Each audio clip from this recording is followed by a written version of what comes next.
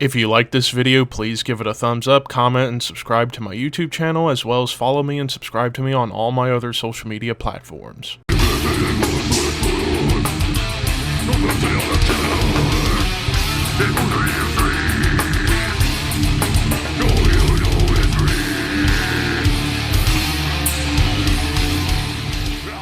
What's up, Thrashers, and welcome back once again to the Thrash Maniac 99 YouTube channel, and I am back with another album review for you guys. This is one I wanted to cover pretty much immediately as soon as I heard this band was releasing something new.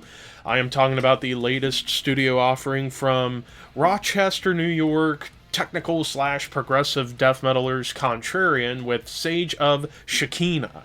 So, yeah, this came out today on St. Paddy's Day on Willowtip Records. Now, this band is really interesting because I didn't check out their last album that came out, Only Time Will Tell, in 2020, but I did check out the album before, Their Worm Never Dies, in 2019, and I thought that was a brilliant album that just had so much in the way of influence from death and even a little bit of old school Opeth kind of mashed together a little bit. And even the band has had some big-time members like Leon Macy from Mithras, and the biggest one, George Callias from Nile, who was actually the vocalist and drummer for a little bit for this band back in the early days, 11 years ago. But here we are with a new album, new members that I don't know anything about, but let's go ahead and talk about this album. So whenever you're going into a Contrarian album, you're always expected to hear a lot of nods to 90s technical/progressive death metal, primarily Cynic and Death. Like, those are the two big bands that you're going to hear a lot of inspiration from. And this album's certainly no different. There are so many riffs on this album that scream like Human and Sound of Perseverance. Maybe even a little Individual Thought Patterns era Death. Not as much Symbolic, as Symbolic I felt was a little more straight up prog death metal, not as technical as the other three albums I was talking about, but a lot of like Focus era Cynic vibes, especially in some of these like crazy, like all over the place guitar lines and the bass work. Like, the bass work on this whole album is just quite prominent and magical.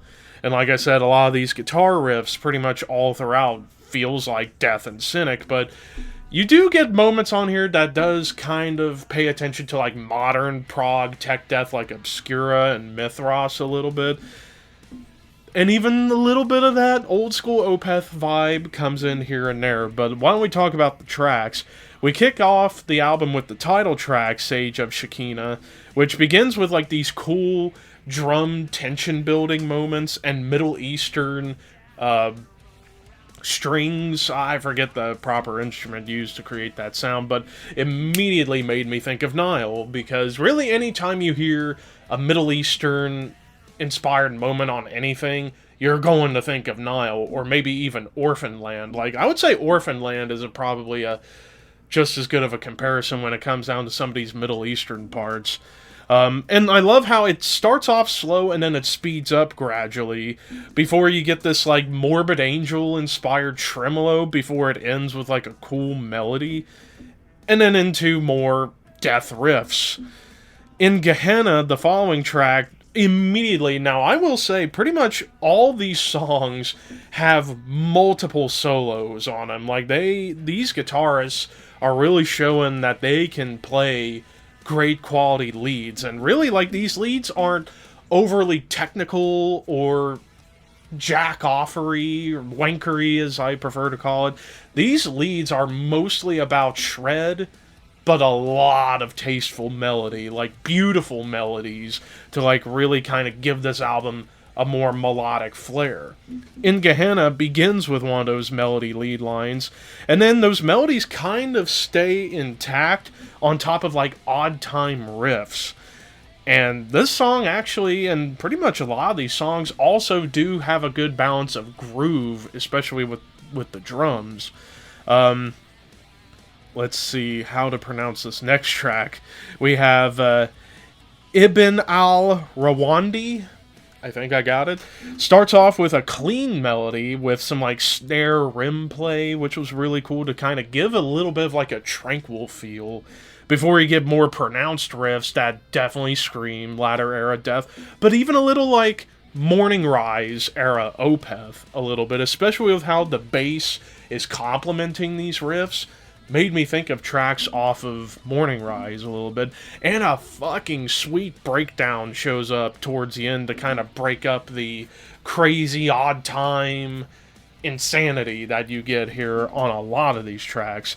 The guide for the perplexed, this kind of brings in Iron Maiden style melodies, which was really cool, like an Iron Maiden inspired melody at the beginning with a bass line again to complement, before you get more of those odd time signature chaos moments, and even gets a little thrashy, and this was really where I felt the Cynic vibes really started to come alive.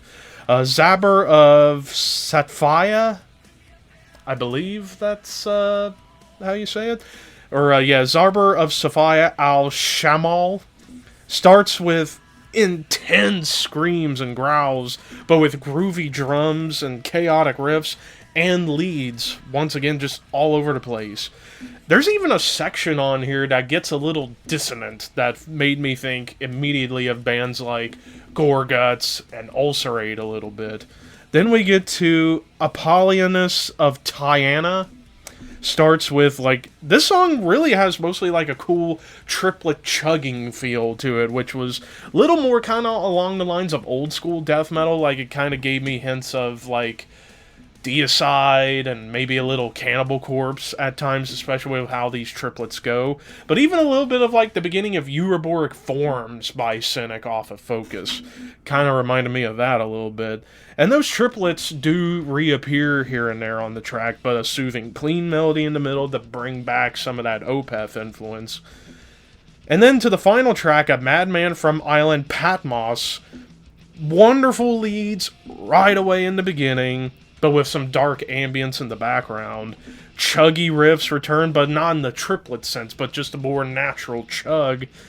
And then you even get like these cool Iron Maiden melodies, and even an Iron Maiden gallop comes in too. So they were kind of maybe listening to old school Iron Maiden and wanted to kind of incorporate that a little bit on a couple of tracks on here, which was really cool. And I always appreciate a good Iron Maiden like galloping rhythm.